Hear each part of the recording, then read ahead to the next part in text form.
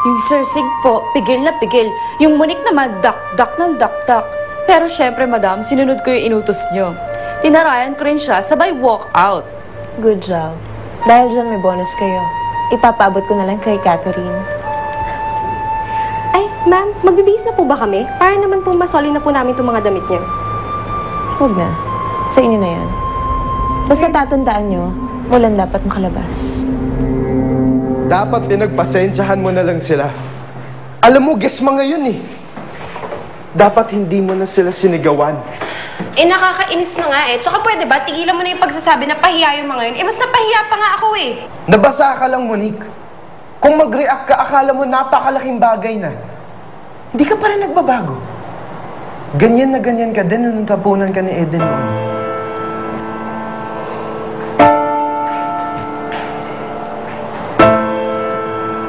Ano sinabi mo? Paano naman napunta kay Eden tong usapan na to, Sig? Alam mo, walang patutunguhan tong diskusyon na to. Magpalamig na lang tayo. Dahil honestly, I'm so disappointed and pissed with what you did. Well, tama ka, Han. Di hamak na mas mataas siya magpresyo kaysa kay Mr. Gomez. Hindi pa man, ha? Type ko na siya. Ako din, alam mo, gusto ko rin siya. Kaya lang parang nahihiwagaan ako sa kanya. Yung parang di ko siya mabasa ng maigi. Well, yun naman ang sinabi niya, di ba? Private person siya. Bagay. At kung gusto niya magpaka-mysterious, hayaan natin siya doon. Basta napapakinabangan natin siya. Tama.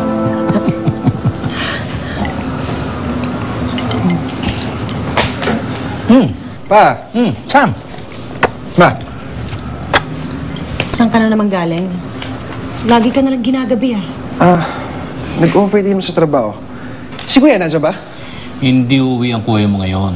Nagpunta siya sa resort sa Batangas. Hindi mo lang ako sinama. Kasama niya si Monique. At buti na lang at hindi ka kasama para nakapag-enjoy naman sila. I see. I see. I see ka dyan. Ikaw ba wala kang balak mag-settle down?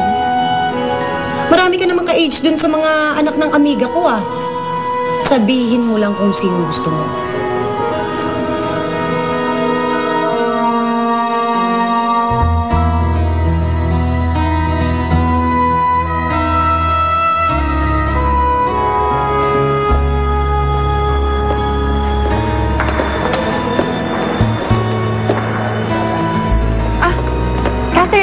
Catherine? Remember me? Yes, ma'am. Sig's fiancé? Ma'am Monique. Oo, tama. What can I do for you po? Tatanong ko lang sana, meron ba kayong guests dito na Ella and Sasha?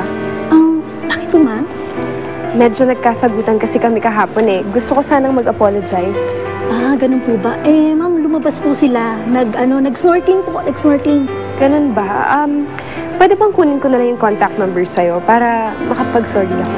Naku, sorry, ma'am. Hindi ko po pwedeng i-disclose yung mga ganyang information. I hope you understand.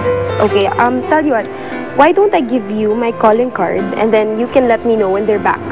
Okay, ma'am. I'll call you po as soon as they come po. Alright. Thank you, Catherine. Sorry talaga, ha. Medyo Okay busy lang. lang ako. Bye-bye Okay. po. Bye-bye. Bye-bye.